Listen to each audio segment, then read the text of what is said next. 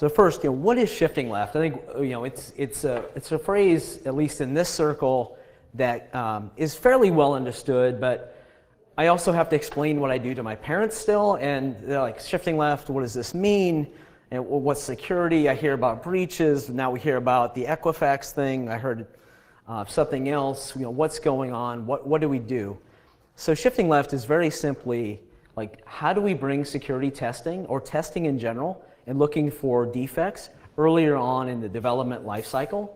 And the analogy I've used is, look, if I'm writing a novel like War and Peace, wouldn't I rather do spell checking and grammatical checking while I'm writing each chapter, instead of waiting till I have the whole novel done, and then having to go back and proofread it and check for errors and do that? I mean, that's the gate, kind of like security exists today.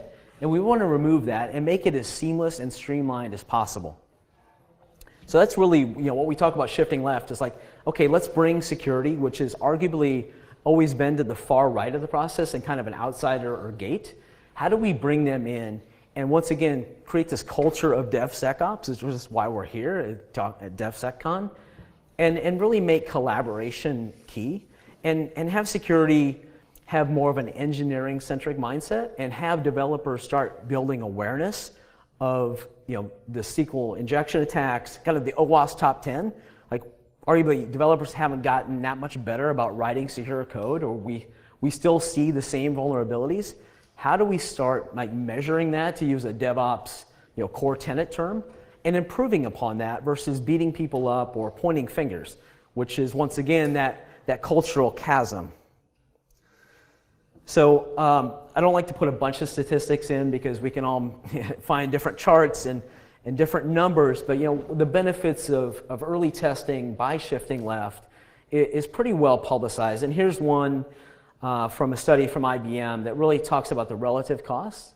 So if I think about building in security assurance at the design phase and implementation, and I forgot the previous speaker talking about architecture and thinking about architectural design with respect to security, like, you gain a lot of benefit from that. At the implementation side, it's still relatively low cost. Testing, you have some pain and some cost, but once you're into production and maintenance, getting security fixes and product defects to get prioritized over delivering new features is really difficult. And I think that, going back to what I said about inertia, is really the problem we have in general with a lot of systems, whether they're quote unquote legacy or greenfield.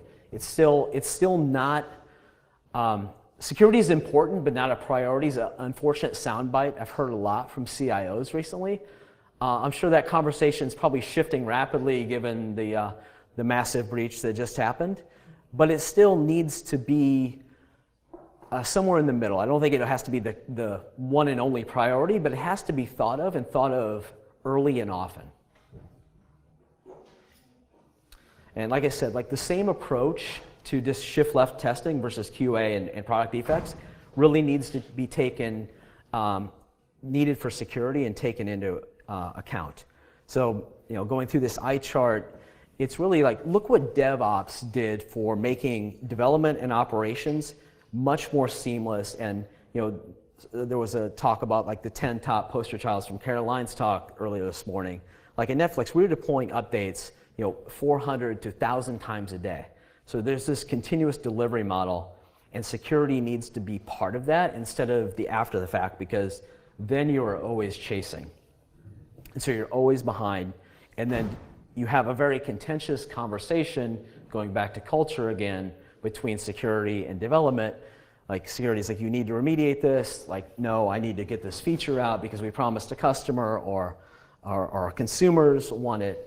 So we need to bring the two together and shift security left, as far left as possible, as part of our core thesis, and make it part of that feedback loop as well.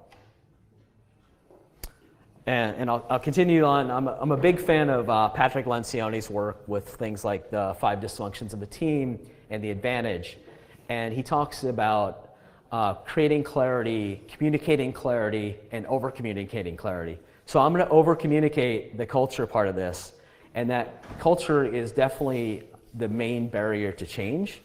And I think the the meme there is because that's the way we've always done things, and that is the fastest route for your company to become an incumbent or have a major security breach or get disrupted by a new innovative company, whether you think about Blockbuster and Netflix, you think about what Amazon is doing to literally every part of the industries, whether it's the food industry, shipping, e-commerce, etc. So you really have to think about what do we need to do culturally to adopt new technology and keep continually evolving. And the big cultural challenge between DevOps and SecOps of old is, the phrase "mind the gap," which I think Francois will probably resonate with him most. Is like, how do we close that chasm between the two and get them communicating, which is the cultural barrier once again. And we also talk a lot in the industry about the well-known cybersecurity talent shortage, and we can't keep trying to scale out human capital. So how do we do that? How do we buffer that and make up for that severe talent shortage and all these manual approaches? And I think our core thesis again is automation and orchestration, where automation handles the vertically focused tasks, and orchestration takes the processes across those tasks and correlates it. So if you think about the SDLC from code commit to application delivery, how do we bring security testing into that instead of these one-off processes where you say like, okay, on Tuesday, Nancy will run our static code analysis tool, and every other Saturday night at 2 a.m., Bob will run some dynamic pen testing tool. But neither of those results are typically not correlated, and they're always behind. So how do we get that into that DevOps CI/CD pipeline and get that closed feedback model? And so the collaboration and the cultural change that I talk about really starts with why. And like I said, there's this well-known, we love, and the press also love to talk about the shortage of cyber talent, but we don't like to talk, or we don't seem to like to talk about what are the solutions to that. And then adding to that is the security tool sprawl. For those of you that go to the RSA conference, for example, and you walk the floor, I mean, there's literally thousands of different tools, kind of all have the same description, whether they do the same thing or not. And they're really taking very vertically focused, kind of myopic views approach to this without the correlation and this comprehensive visibility, which I talk about in the lack of visibility. And then layering on this is the changing regulations, where on a minor front, you have the updated PCI, the payment cards. If you're processing credit cards, you used to have to do a pen test scan once a year. Now it's twice. But if you think about hackers are attacking your billing and payment system continuously, does that really move the needle? Like at Netflix, I was responsible for roughly 50 million credit cards, and we had to do the PCI scan once a year. So we get the big report. I'd go have a contentious conversation with development. They would get upset. They say, we already remediated this. I put some mitigating controls into place. We compromise. I talk to the QSA. And a month goes by. I write a large check to get the certification. We get it all done and wrapped up. I talk to the board. Meanwhile, the developers are making, like I said before, hundreds of changes per day. So now I've signed off on this, my neck is on the line, the company's neck is on the line, and we can make a change that makes us vulnerable, and it's good for a year. Like that is, I mean, to me, that seems severely broken, and I think we need to change some regulations. Last March, there were some new financial regulations that went into effect in the state of New York, that any significant change, if your assets were above a certain amount, I think it was 10 billion, that you had to do a scan or a pen test. But there's no one really monitoring that, and there's no solution on this. This is kind of an arbitrary mandate. And now with the forthcoming GDPR, so the General Data Protection Regulations going into effect in the EU, I believe it's next May. There's a lot of fear, uncertainty, and doubt around that. Like, okay, now, how do we manage our data? Do we give consumers more control over it? How do we put this hard perimeter around what is now a perimeterless world? So the regulations are not helping this. And then last but not least, security, once again, especially after last week, is definitely going to be a board level or CEO level conversation. And how do you go present what our true risk posture is to them in terms that are that they can understand and relate to the business and how it affects the business without scaring them, or without lying to them and saying everything's fine, we have all this in place because we have a next-gen firewall, for example. Like, we have to have a common strategic framework to build upon and be able to communicate that, which is back to the collaborative culture. And security needs to be involved early and be implicit in the development lifecycle. And I don't think I can emphasize that enough. Like, security is important and not a priority. It should be both, and companies need to be accountable for this. So like I mentioned, it's really about how do we step back and outline a strategic framework. And I think some of the ways I think about it, you can't secure what you don't know about. So you really have to take a comprehensive inventory. And given today's kind of cloud-first, ephemeral nature, that inventory is always going to be changing. But you have to take some, you have to get some point-in-time copy of where your code repositories are. I met with a CIO of a large firm recently, and he's like, look, we have developers using GitHub, we have Perforce, we have some other on-prem one, and I think we have some others that I don't know about. Like, I don't even know where my code lives. So if you don't know where your code repositories live, you certainly can't start doing static code analysis or source code composition analysis. And then often, unless you're in this kind of DevOps first, cloud first model, you don't have one build system. You may have CloudBees or Jenkins, you may have some old put together pipeline, you may still use common make files and cobble this together with the old school sysadmin. But you really have to get a handle on what that is, and then figure out like what's the current state and what's the future state. And you really want to be able to converge those build systems over time onto one. And so you have that one barrier or gate to deploy where you can provide the security assurance. And then with what I call shadow cloud, you have different application deployments. Once again, I talked to a customer. They have production applications or consumer-facing applications in 3 public cloud providers, 2 colos, and then an on-prem environment as well. So like, think about the expansive nature of that, and you have different developers, different build systems, different code repositories, and now different deployments. That is a really hard perimeter to secure or just get a hold of. So then it's, okay, once we have that assessment, what do we do with it? So now I've measured it, how do I measure improvement, and what is the goal, and get everybody in alignment with that, which requires collaboration versus the contentious security team yelling at the development team or infrastructure teams or vice versa, and nothing getting done. And then once you have a handle on that and some sort of automated process, how do you start performing your initial security tests?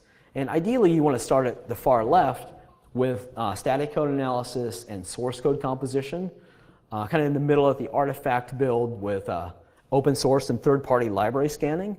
And then at the far right, doing dynamic pen testing and AppSec, looking for the OWASP top 10 and other common vulnerabilities. And once you have that baseline, how do you do that continuously? So you're in sync with every deployment that's significant, or even every deployment. How do we make sure we run the same battery of tests that is the same? Like, if you rely on humans to do this continuously, you will run into human configuration error. Like, I could be running a test and my wife calls me and says, look, you have to pick up your son from soccer. And so I stop the test, I'll figure I'll pick it up later. I either don't or I skip a step. We're just always prone to human configuration error. No matter how smart anyone is, we all make mistakes. But if we can automate that and do it continuously and measure it, it will move the needle significantly. And this goes to what I talk about, automated testing and feedback loops. So now you want to run this from, think about the entire SDLC. So now you run the test at code commit, build, delivery, and you have a feedback loop, and there's this virtuous cycle of the correlated results versus, like I mentioned before, one person does the test here at this time, another person does the test here at this time, but they never talk to each other. They're probably talking to different developers, and they're not also driving developer awareness which goes back to the collaborative culture that we're trying to build with the notion of DevSecOps. And you have to measure what is important. I think there's a lot of metrics in every area that we can measure that don't really matter to the business. Like you have to have a business first or revenue first mindset. And in security, a couple things we think about are what we call internal rate of detection. So how soon or how quickly in the SDLC can we find a defect? And then what's our internal rate of remediation? So how quickly can we remediate that? And if we don't, we at least have time boxed our level of exposure. So typically with a breach, you're like, well, I think it happened late last year, early this year, and now we know it happened here.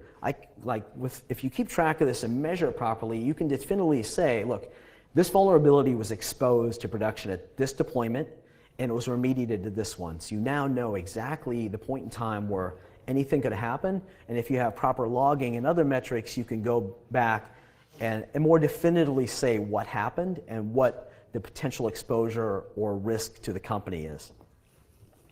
And that visibility really should improve your overall resiliency.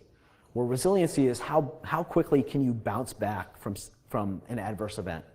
If you think about what Netflix has done with Chaos Monkey and Security Monkey, they're constantly attacking their own infrastructure to make it more resilient, so looking for those weak points. And hackers are certainly doing this. I mean, whether they're sophisticated black hats or script kiddies, they're all using the same tools. And unfortunately for us, they only have to get this right once, and we have to be right all of the time. So, and being right all the time is not going to happen if we're taking a periodic approach. So we really have to, as an industry or as a community of DevSecOps, we have to take a continuous approach. And we also want to start, talking about measuring what matters, let's start measuring improvement. And over time, hopefully we can start building developer awareness. If we can provide better targeted remediation advice, hopefully they start learning and say, oh, I know I'm writing this input balance checker for this web form. I made this mistake last time. Now I won't make that same mistake again. And I don't think that's happening today because there isn't a great feedback loop. So we need to tighten that up. And that goes back to, once again, the collaborative culture. Is there any data around metrics about that? For instance, do we have any data showing that introducing security into DevOps path is either increasing or decreasing our defects rate or increasing our intercept rate of defects? There's a report called The State of the Software Supply Chain, and I cannot remember who published it, but I think there's some really good metrics in that report that talk about this. And as a company, over time, given our early startup stage, we hope to provide those metrics back to the community of what our customers are seeing. But check out The State of the Software Supply Chain. I think there's some good validation in that. So I've talked a lot about the why and culture, and I'll go into a little bit about the how. And what we talk about is, you can't do everything all at once. I don't have a strategic framework in place. Where do I start? You can start at any point of the SDLC you want. I think an easy place to do is start right and then shift left over time.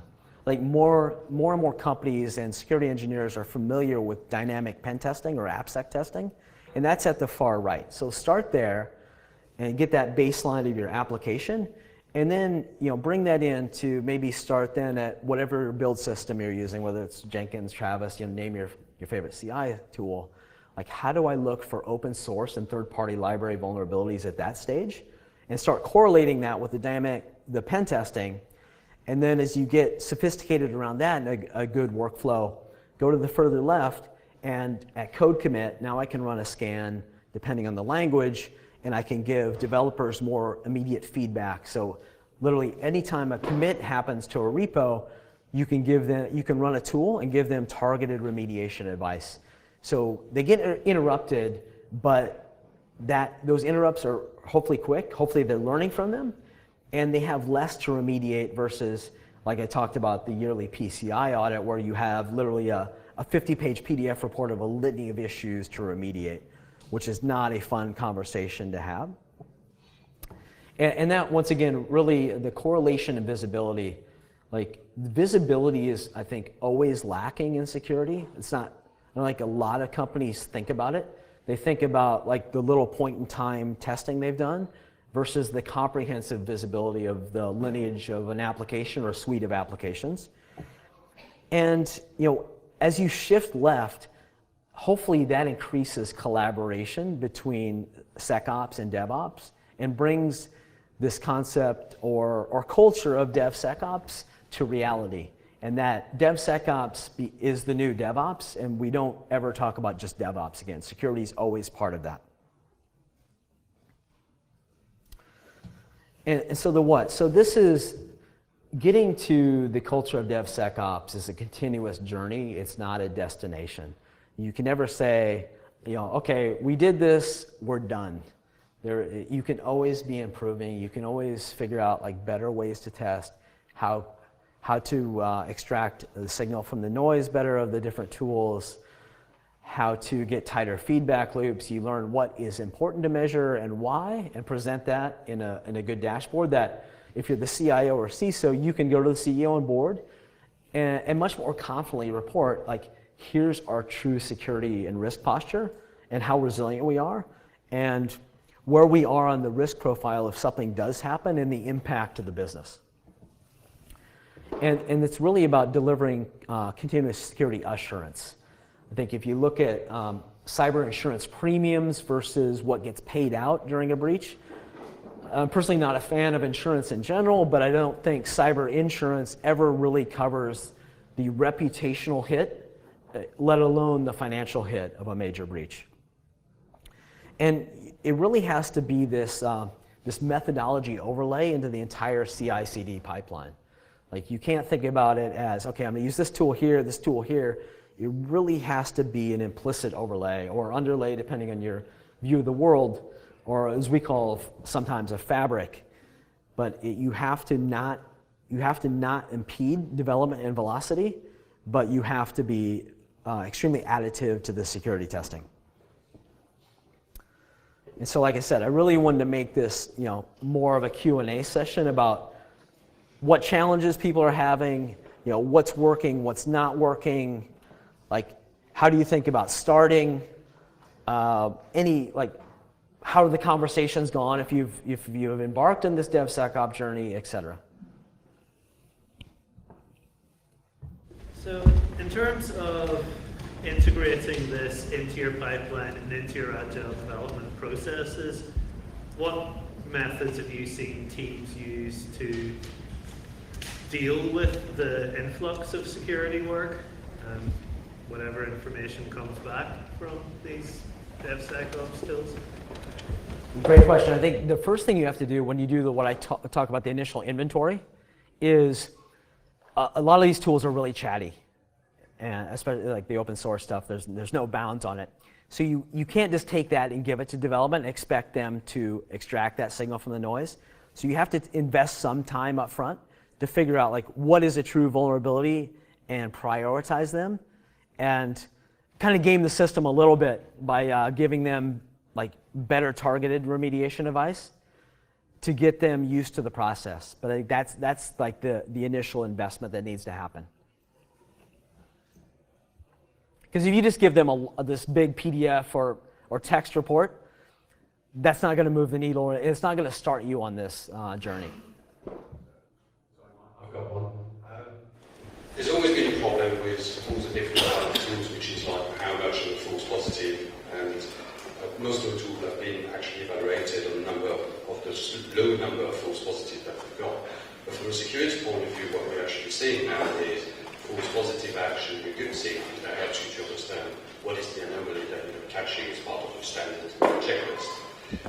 How do you see this being integrated in the future into some kind of tooling to help DevSecOps? So the approach we've taken is really writing this normalization layer. So each tool finds different vulnerabilities or presents them a different way. So how do you take the strongest signal from that and normalize that and present a common output? And trying to like hopefully come up with a standard. I think Kevin mentioned that this morning, that Microsoft's working on this. But I think that's what needs to happen. Like, you can't just say, and now we can start comparing different tools and figure out in your environment, given your language or your deployment, which one finds better results, or maybe the combination of these two work really well. So there's some A/B testing that goes into this also, which, hopefully the A/B testing, once again, creates more collaboration and gets people talking and getting input, and that development feels like they're part of this decision process as well, and they say, look, tool X is working better for us than tool Y, and I feel like overall we have better security assurance. How do you reconcile and inventory with a microservice model where you have thousands of services and you want to create Good question. So immutable infrastructure, the move to microservices, containerized environment. I think the way to start in an inventory is do one deployment of that and take a snapshot, and that should give you a good baseline. And then as that changes, you want to monitor those changes. And if there's extreme anomalies, like, oh, okay, typically I have n hundred containers running in this environment, and now I have 2x or 3x that, there's something strange. I should go look at that. And I think that goes back to visibility. So some CIOs, as they're moving applications from on-prem to cloud, they like, oh, I think I had whatever, how many bare metal servers? I think I have 40 EC2 instances in Amazon. Turns out they have 400. So outside of the potential cost implications of that, like the likelihood of human configuration error messing up a security group, for example, is pretty high. And so you can't secure what you don't know about. And if you have 10x the instances that you think, so then it's like, okay, how do I have a workflow engine around my microservice architecture, and how do I deploy to that? And making sure that I have some checks and balances in that without slowing it down. So that question goes back to the teams. And part of the whole principle of DevOps is teams taking ownership of their pipeline. Does that mean that they also have to take ownership of the security tools going into the pipeline? If so, how do you handle that? So I think that's what I described as the overlay, that security teams need to be overlaid into all of these build pipelines. So if you have different application deployments, security needs to be involved in all of those, but you can't put the onus on those existing teams. They're not going to care about security. So you have to have the right overall security infrastructure team to handle that and be able to and have enough to scale out with leveraging automation and orchestration. So how would you suggest that the DevOps team essentially perform security testing of microservices before they deploy them? In the scenario that you can't scale the security team or do operational entries. So without giving too much of a vendor pitch, so the platform we've architected, if you're in Amazon, as part of the pipeline, before you do a production deployment, we replicate your VPC in Amazon speak and spin up the application and deliver updates to that and aggressively scan against that ephemeral clone. So now if we're successful with a SQL injection attack and corrupt your database, it doesn't matter because it wasn't production. So like that's, like if you think about the old days of waterfall in a QA environment, this is the DevSecOps version of that, just automated and orchestrated as part of the pipeline. I'm curious about the ops side. We talked about bringing security to the developers. Do we also bring them more to the SecOps side as well once they're on production? So I think that goes back to what I talked a little bit about measuring, and I think your SOC or SecOps needs to understand what you're measuring and why, and be part of that. So loosely coupled, but still more deeply involved into the deployment process and the SDLC. But really, like we also talk about, okay, the SOC or SecOps team are just have alert fatigue and are flooded. We don't want to add on to that. We want to give them a comprehensive dashboard or graphs of actionable metrics. Can you give me an estimate as to what percentage of the tests for your continuous test suites are chosen from your base set versus how much you predict will need to be bespoke for each of your applications and customers? I'm of the opinion like it shouldn't be bespoke. Like I don't think anybody is that special. Their application is composed of very similar open source components. Like even a unique company like Netflix, they publish what they use. Like I don't think any environment is that special that they need a different methodology or overall pipeline. And I think going back to what I said about A/B testing, you figure out which open source or commercial tools work the best for you. But like there's well-known architectures, there's well-known tools, there's well-known frameworks. Everybody kind of packages them differently, but that doesn't require different testing. Like the testing methodology can be the same. So I always love to call on somebody when they don't answer a question, but I'll just ask a general question in closing. Devs, everybody's here because it's DevSecCon, so and presumably everybody believes that this notion of DevSecOps culture is important. Do you feel in your respective companies like that's becoming more prevalent, or people still, it's early days for the notion of DevSecOps? Like to me, it feels like it's gaining momentum and it's being talked about more, but there's still a lot of work, and thanks to Francois and his team, I think conferences like this really build awareness. Sorry. I think it's the culture shifting, but I don't think the cultural leadership may not be shifting as fast. So I think the developers really, really do understand it and really trying their best. But prioritization, the whole who actually gets tooled and what happens after that may not be there yet. So.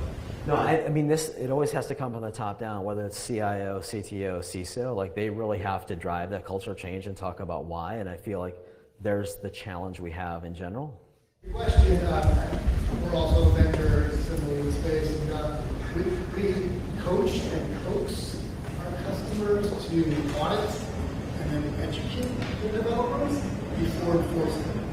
So I feel like we're at the very early stage of that process. You put the carrot before the stick? Some financials will obviously not put anything in place and enforce right out of the box, but for the most part, it's more about the education side first. But just learning and giving them that type of information feedback is a great start. And I think that's a good point. I think one thing I've noticed in trying to do, we've gotten the response of okay, we're not ready yet. Which, if I'm selling or not, it doesn't really make sense to me. Okay, you're not ready for security. Okay, when are you going to be ready for security? When's it going to become important? After you have a breach and you're in the news and perhaps you've lost your job, is that when it's important? So I don't want to over-index that with fear, uncertainty, and doubt and scare people, but it has to be part of the new reality. And I think the attack vectors now with IoT, it's increasing at a high velocity. So we have to change what we're doing, and going back to my regulatory rant, we need some UL equivalent around IoT. I would say, from my experience, you can't do the DevSecOps unless you've got the DevOps completely nailed. From the numbers this morning, in the talk there was there's only 27% of people are even doing the DevOps. I think people are conscious of the need for DevSecOps, but I don't think many are in the position where they can start rolling it in confidently. I've actually thought about that a lot lately, talking to some firms that are still in waterfall or agile. I actually think it's probably easier to bring DevSecOps culture in before there's a DevOps culture. I think there's some contention that happens. Okay, we've already done this, why do we need security? Whereas if you bring it in as one full package, it might be easier, depending, once again, on the leadership. But I don't think you need to have adopted DevOps methodology or a full agile framework to do this. Let's start doing security testing early on, irrespective of the methodology and culture. Let's start ingraining it quickly or early. Just a question, you have a QA team. It seems like quality assurance and security assurance kind of go hand in hand. Or for DevOps team, or they already assume that they're doing the quality assurance? Is that already baked into that? I think they should be done at the same time. If you think about security assurance and QA assurance, the way you test is the same. You're using different tools, but the framework is the same. So have that collaborate and measure both of those but do it at the same time. I think you can parallelize this. It doesn't have to be gates. Just on personal experience, so I don't only run conferences, I also do contracting as security architecture. And one of the biggest issues that I've got that I face is companies telling you, yeah, this is fair, this is really good. We can do that in about 18 months because we're not ready yet. And that's maybe your answer. Okay, you should have been ready yesterday. The other problem that we face most of the time is just, are you trying to automate security out of a job? Yes, that can happen. But I think there is a better place for security folks to spend rather than looking at a single pane of glass displaying alerts, which you end up in alert fatigue. So there is still some education to do on companies of what DevSecOps is and how it can actually resolve security problems, not just for security, but for the overall business. Absolutely, and I think no offense to any ethical hacker or pen tester, but like you can actually, through automation orchestration, you can actually become much more efficient. So now you can parallelize your scripts or however you do the pen testing and aggregate those results. And then that gives you more time to focus on higher order things like increasing the resiliency of your consumer or customer facing application. Like that's the goal. It's not, look, what I do is special and no one else can do this. Like making them more efficient is the message I would give and I do give in that. So how I try to explain it was like sustainable architecture. And again, no offense to pen testers, I was there as well. And comparing pen testers to fertilizer. It's really good, it works on this instance, 6 months later you can't use the soil anymore. And I think we've seen that with most of the tooling, which are, okay, so you've got this report, you've got this PDF, which you can't actually copy or automate on your. And that's one of the problems that we've got, is changing the industry to be a bit more agile and incorporating security processes. I mean, literally, during my whole career, every job I've ever had, that role was going away. Like I started off as a Unix sysadmin back in the bare metal, Big Sun, Spark server days, and Unix sysadmins were always going away. No, you just had to continue to evolve and take some programmatic skills as infrastructure scaled out. And now, as you move to cloud, you just had to you had to know how to program cloud infrastructure and manage, servers and instances you can't touch. And you go on like CIO role is going away. No, you have to continue to evolve and become both technical and business-like. So like you if you stay stagnant in your role, irrespective of what you're doing, your job will go away because you will get left behind. The world's moving faster and faster, and you have to keep pace with that change. And I think that's really what DevSecOps is about. Like, let's not leave security, falling further and further behind. Let's allow it to catch up and keep pace. Well, thanks everyone. I don't think anybody fell asleep, so mission accomplished.